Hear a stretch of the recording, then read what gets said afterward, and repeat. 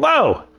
How's everyone doing? I hope everyone is having a great day. Welcome back to Dubster, the series where we take a look at something's English dub, talk about it for a bit, and let you know how it all works out. And yeah, we're finally back with Sword Art Online. It's been a bit, but I figured we'd take a look at the last piece of Season 1, Sword Art Online Extra Edition. Something I have never seen until now. I completely skipped it last time, and just went straight into Season 2 when I first watched the series all those years ago. So, what is it? A recap OVA. You might ask, why am I covering it? Because there are some new scenes, including an additional 20 minutes of new content that take place after the recap.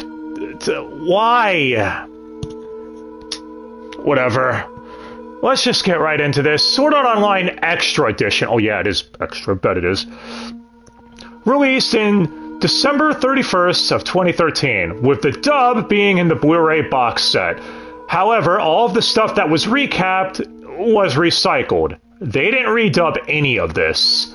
That should tell you exactly how much they cared about it too. Well, our special begins with Kirito and friends all hanging out at school. Apparently, Leafa needs to learn how to swim from all the other waifus in the class.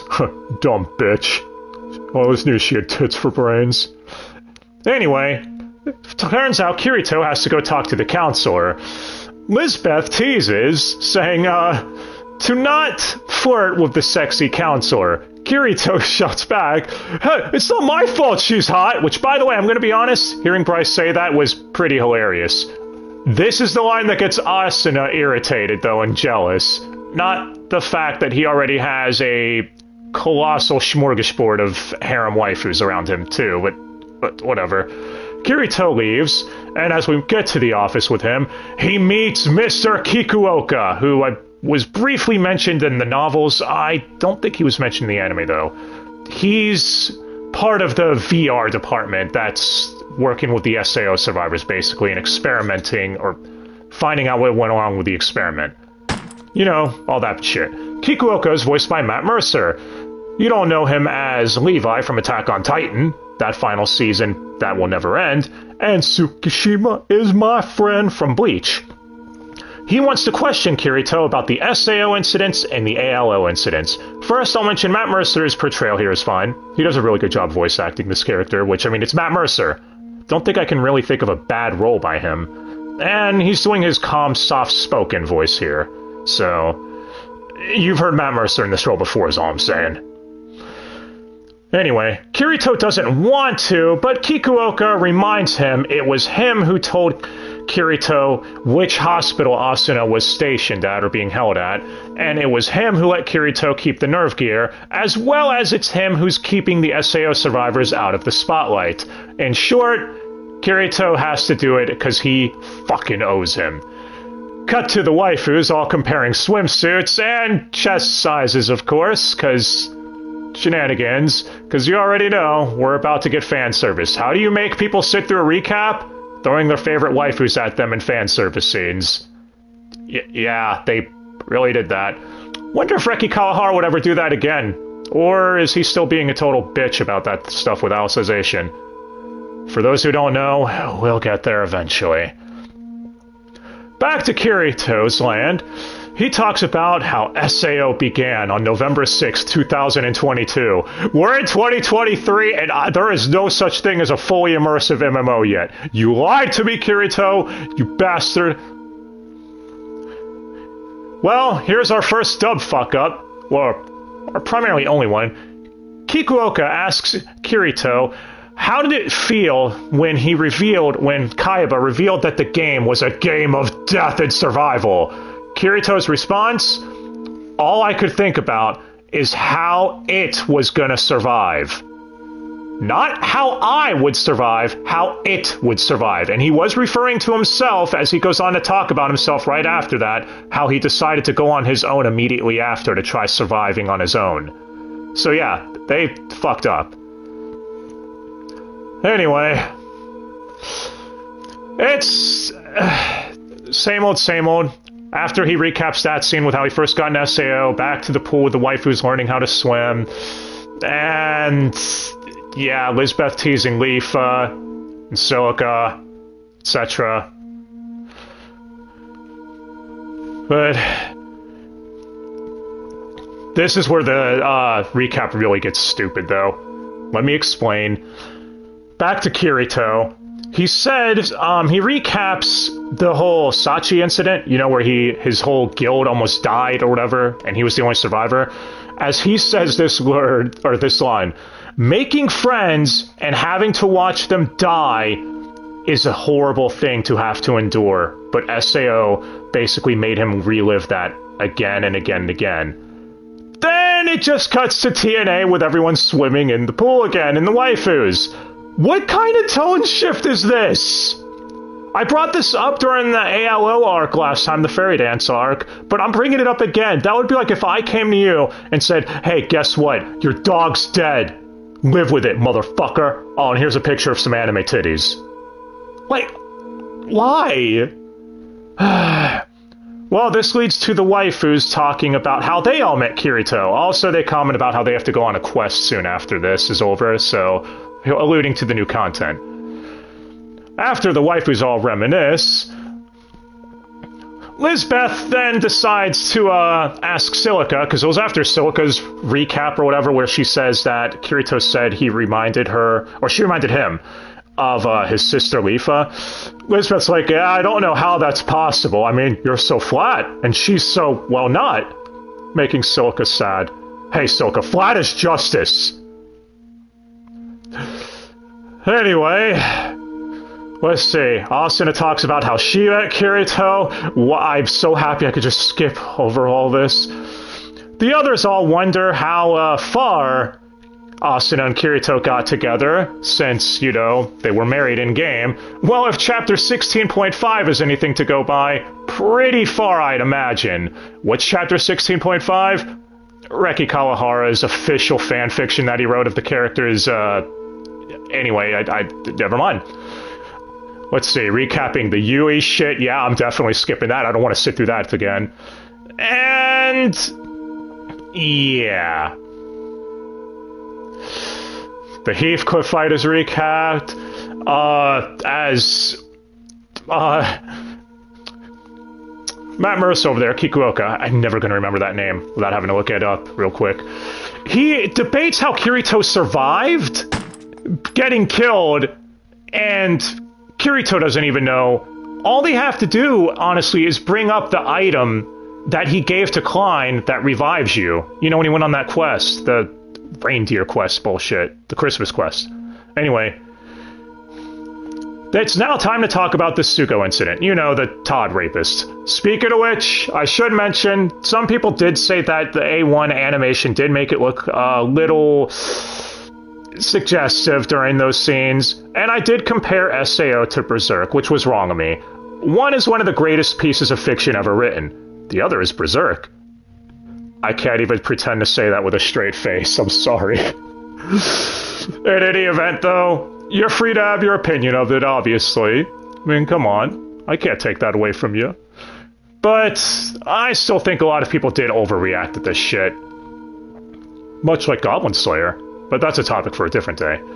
Anyway, when Kirito asks how come they couldn't know Tsuko was kind of an asshole and investigate things farther, Kikuoka says his organization had their hands full with the people who woke up rather than the people who were still in comas.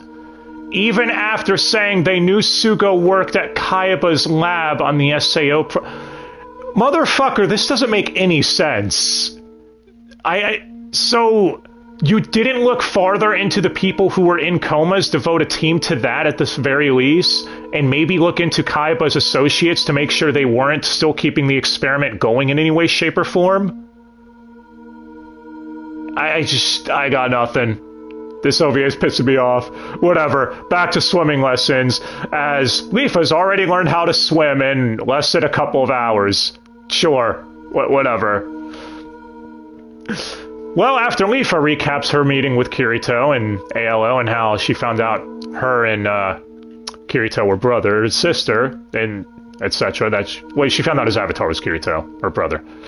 Lisbeth says that Lifa is a little too close to her brother, as she gets embarrassed about it.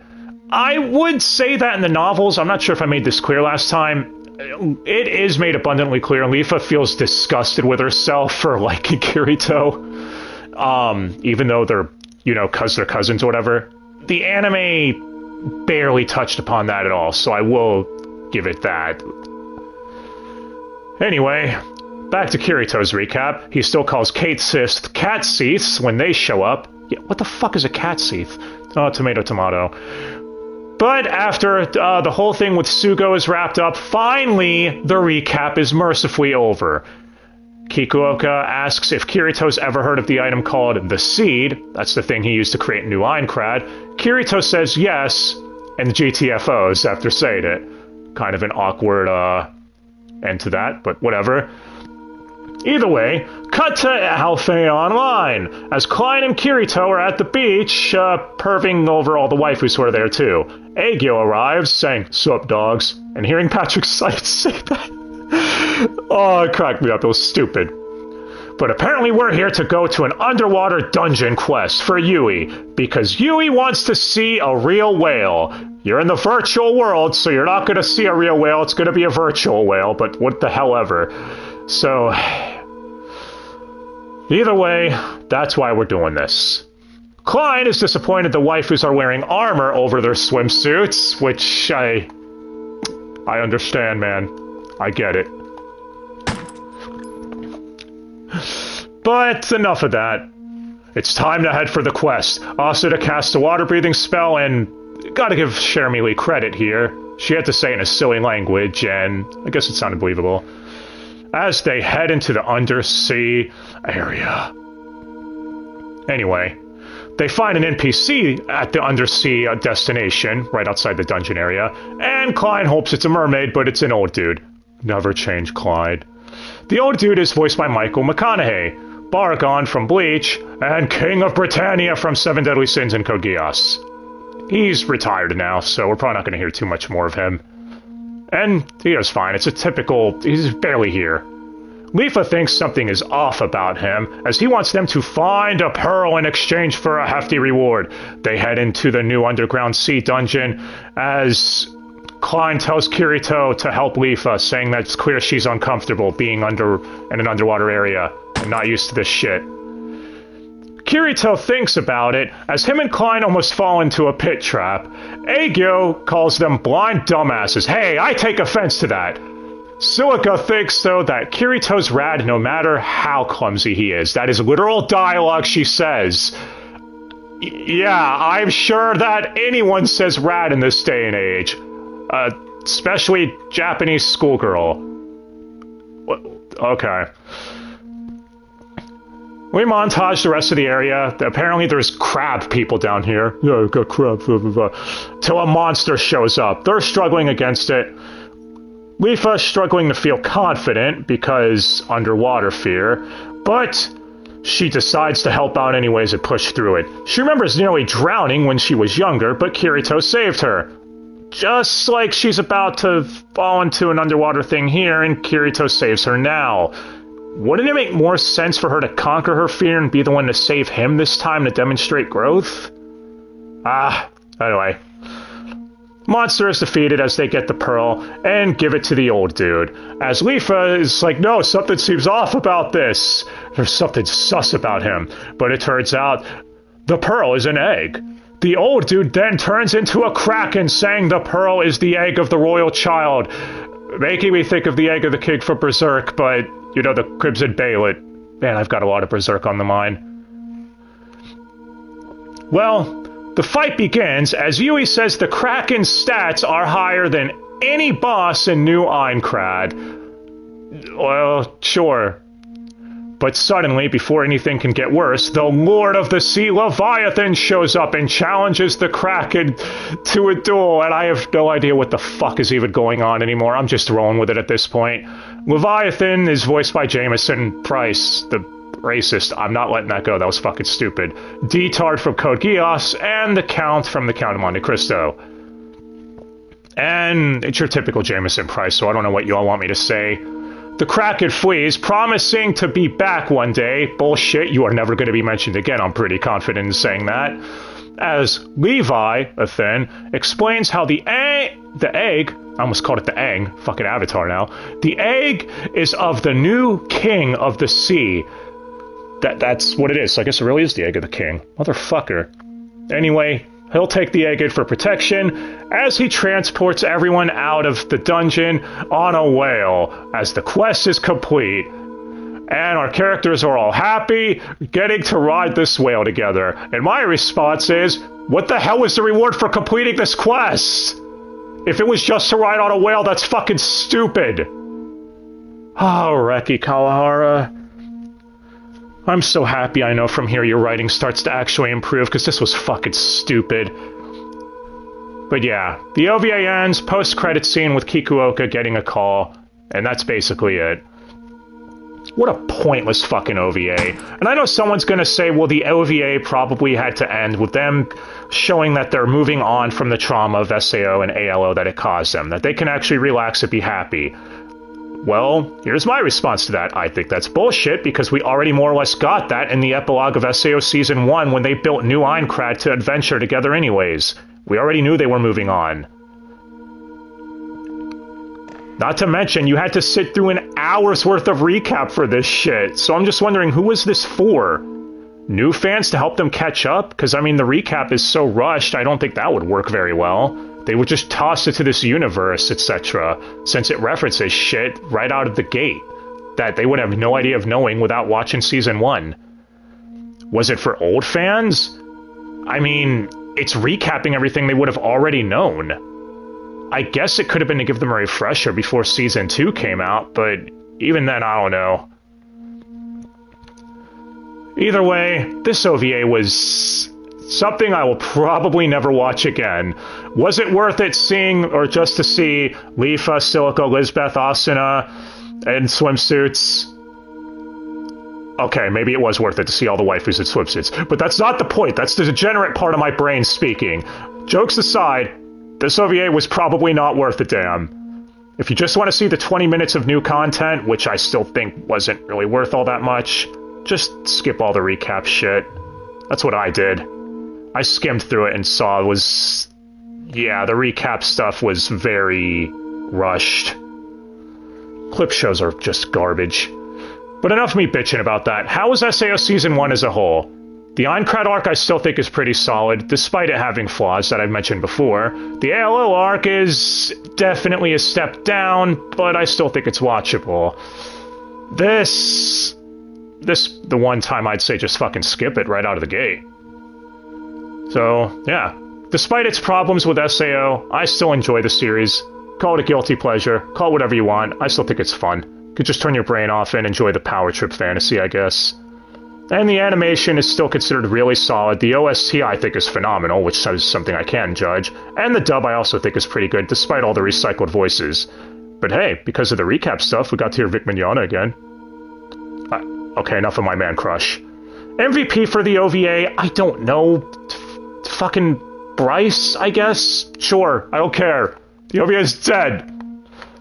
Now, will I be covering Sword Art offline? I think those are shorts or something. No, they're not dubbed. So fuck them. This is Dubster Dive, where we take a look at something's English dub. And being as how they couldn't even be bothered to care to redub the recap scenes, well, you know. At least all the voice actors had fun, I guess. What's coming up next for SAO? Hopefully Scared So of Deep Night, but I make no promises. That's the new progressive movie coming out. So, we'll see. That aside, let me know what you all thought of the OVA and SAO Season 1 as a whole. Did you enjoy it? Maybe you like the OVA more than I did. And who do you think Best Girl is? Curious. And why is Klein Best Character? Damn it.